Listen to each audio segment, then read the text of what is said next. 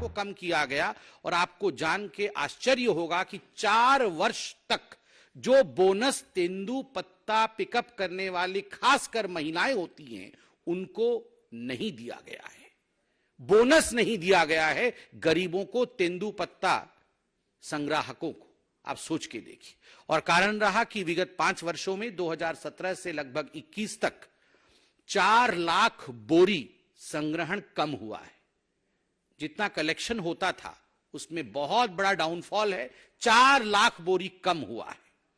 बंधुगण, पीएम आवास योजना गरीबों के सर के ऊपर किस प्रकार छत पहुंचे, इसके लिए प्रधानमंत्री जी ने पूरे भारतवर्ष में बेजोड़ परिश्रम करते हुए एक बहुत बड़ा काम किया है। मगर दुख के साथ कहना पड़ रहा है कि लगभग 16 लाख ऐसे निवासी छत्तीसगढ़ में हैं, ऐसे परिवार छत्तीसगढ़ में हैं जिनको इस योजना से वंचित रखने का काम ठगेश सरकार ने किया है।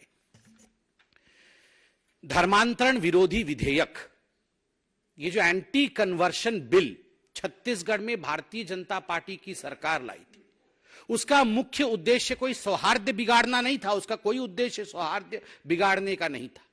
उसका उद्देश्य था कि हमारे जो जनजाति बंधु हैं, जो ट्राइबल बंधु हैं, किस प्रकार से उनके संस्कृति को, किस प्रकार से उनके विचारों को हम संजो के रख सके, उसे बचा के रख सके। किंतु बड़े दुख के साथ कहना पड़ रहा है कि हर कदम पर कांग्रेस की सरकार ने इस धर्मांतरण विरोधी बिल जो था उसके विरोध में खड़ी हुई और धर्मांतरण को आगे बढ़ावा देने में काम कर रही है। केवल इतना ही नहीं, नक्सलियों के साथ कदम से कदम मिला के भी चलने का काम कांग्रेस की सरकार कर रही है। आप याद करिए किस प्रकार से नक्सलिज्म को समाप्त करने का काम मोदी जी की सरकार ने इतने वर्षों में किया। इसके आंकड़े समेत आदरणीय गृह मंत्री जी ने अपने प्रेस कॉन्फ्रेंस में और पार्लियामेंट में कहा है। किंतु दुख के साथ कहना पड़ रहा है, आरोप पत्र में जिसकी प्रति आपको मिलेगी उसमें तथ्य है कि नक्सलियों को बढ़ावा और नक्सलियों के माध्यम से भारतीय जनता पार्टी के कार्यकर्ताओं की हत्या का काम भी छत्तीसगढ़ की सरकार ने कराया है। बंधुगण, शराबबंदी, आप याद करिए पिछली बार जब राहुल गांधी छत्तीसगढ़ गए थे तो राहुल गांधी जी और कांग्रेस पार्टी ने एक मुख्य बिंदु को पकड़ा था छत्तीसगढ़ में कि हम यहां पर 100% शराबबंदी कराएंगे। शराबबंदी नहीं हुई।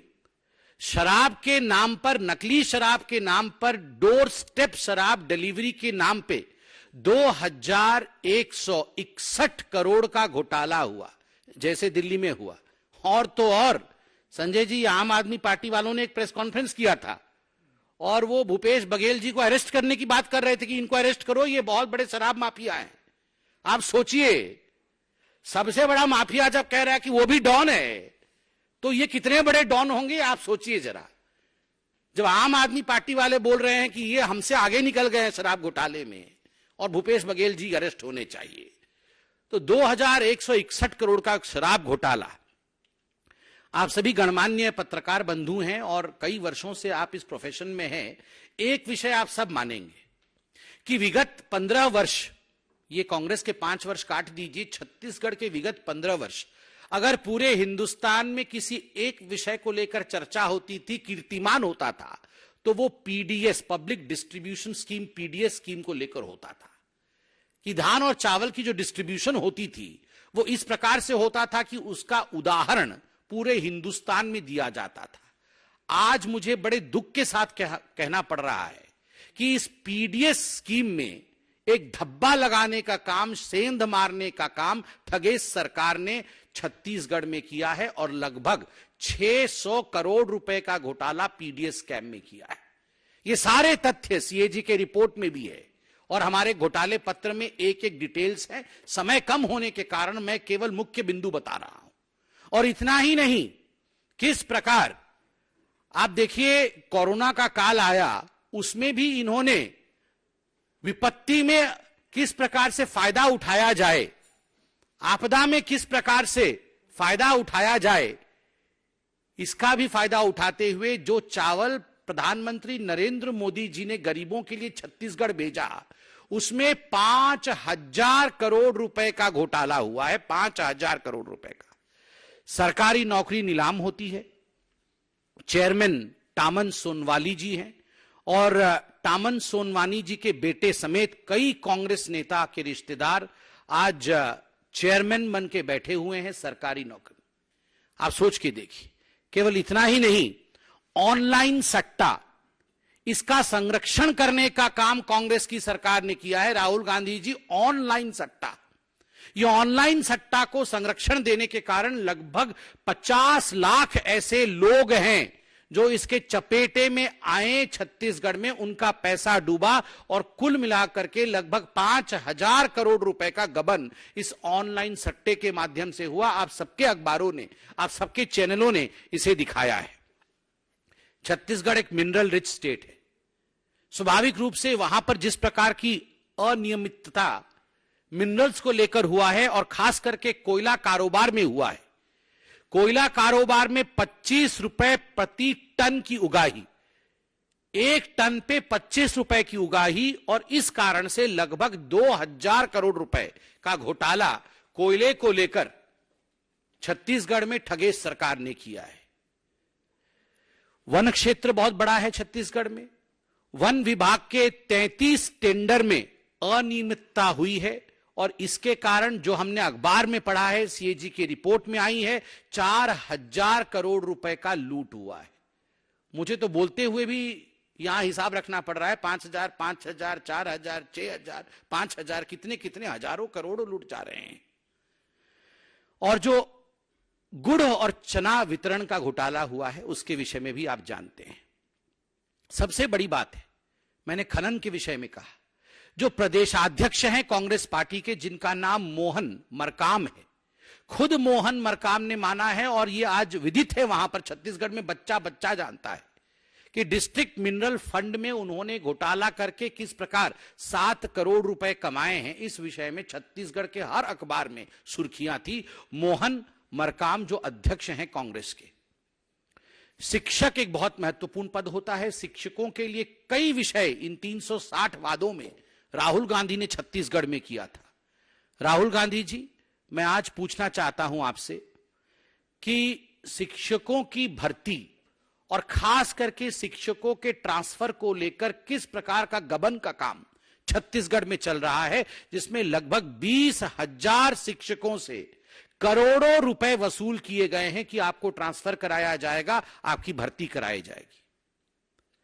केवल इतनी ही नहीं, निजी कंपनी के फायदों के लिए शिक्षकों से जबरन, एक किलोल पत्रिका है, उस पत्रिका के लिए आजीवन सदस्य उनको बनाया गया है। पूरे प्रदेश के शिक्षकों को किलोल पत्रिका का आजीवन सदस्य बना करके करोड़ों रुपए उनसे ऐंठा गया है। आप सोच के देखिए, यह वॉलंटरी नहीं था, कंपलसरीली था। आंगनवाड़ी एक बहुत महत्वपूर्ण परियोजना होती है, एक बहुत महत्वपूर्ण स्तंभ होता है जिसपे समाज परिलक्षित होती है। आंगनवाड़ी में कार्यरत हमारी बहनों में, उनके साथ भी छलावा। 1,000 रुपए भेजा गया कि इन बहनों को, केंद्र की तरफ से 1,000 रुपए भेजा गया कि इन बहनों को साड़ी दिया जाए, मगर वह 1,000 रुपए का गबन भी जो मोदी जी भेजते थे, उसका गबन भी छत्तीसगढ़ के ठगेश सरकार ने किया। कोरोना के समय छत्तीसगढ़ की सरकार ने सेस लगाया था, आपको याद होगा। वो पैसा कहां है? वो सेस का पैसा कहां खर्च किया गया? मैं आज राहुल गांधी जी से पूछना चाहता हूं। हम तो हमेशा हिसाब देते रहते हैं, आप बताइए छत्तीसगढ़ में कोरोना का जो सेस का पैसा वो कहां गया? बारदाना, किसानों के पैसे हड़पने के लिए देर से जो बारदाना खरीदने का आदेश जारी किया गया, उससे काफी किसानों को बड़ा नुकसान हुआ। और प्रदेश में छत्तीसगढ़िया भाषा में एक कहावत वहां चल रही है, खाए बर होटा नहीं है, भूपेश कटा बोटा नहीं है। जो छत्तीसगढ़ में मुझे सुन रहे होंगे सभी जानते होंगे, खाए बर होटा नहीं है, भूपेश कटा बोटा नहीं है। माफिया और अपराधियों को खुली छूट दी गई। और आपको आज जान के आश्चर्य होगा कि दुष्कर्म के, I am sorry to state, दुष्कर्म के 5,900 से अधिक मामले नजरअंदाज कांग्रेस की सरकार ने छत्तीसगढ़ में किए। ये आम आदमी पार्टी की तरह ही लोकपाल लाएंगे, लोकपाल लाएंगे कह रहे थे ये छत्तीसगढ़ में कांग्रेस की सरकार। मगर जब उन्होंने खुद अपना रिपोर्ट देखा, कोई लोकपाल का एल भी नहीं बोलता है, लोकपाल का नाम ही नहीं ले रहे हैं, और दूसरों के ऊपर बेबुनियाद आरोप लगा करके किस प्रकार से उन्हें गिरफ्तार इत्यादि करने की कोशिश छत्तीसगढ़ में हो रही है, वो भी आप जानते हैं। एक योजना था छत्तीसगढ़ में जिसका नाम है राजीव युवा मितान क्लब योजना। राजीव मतलब राजीव गांधी, सब कुछ परिवार के नाम पे ही है। तो राजीव युवा मितान क्लब योजना, जिसमें जो ग्राम सभा होती है उसके बिना सहमति के लिए क्लब के लिए जमीन ली गई, और लगभग 132 करोड़ की ऐसी जमीन युवा कांग्रेस कार्यकर्ताओं को क्लब के सदस्य बना करके दिया गया है। आप सोचिए, 132 करोड़ रुपए का घोटाला ग्राम सभा की जमीन के ऊपर। राहुल गांधी जी को आपने सुना होगा पिछले बार चुनाव में छत्तीसगढ़ में कह रहे थे 2500 रुपए का भुगतान दिया जाएगा अनएम्प्लॉयड यूथ को। जिन लोगों को नौकरी नहीं मिली है उनको 2500 रुपए प्रति माह दिया जाएगा। आपको जान के आश्चर्य होगा, इस प्रकार के नियम बनाए गए कि लगभग प्रति युवा आज 1.5 लाख रुपए से उनको वंचित रखा गया है, और 5 सालों में लगभग 15,000 करोड़ रुपए जो पूरे युवक समाज है, जिनको इन्होंने कहा था कि हम आपको 2,500 रुपए देंगे भुगतान के रूप में, लगभग 15,000 करोड़ रुपए के लाभ से युवाओं को वंचित रखा गया है।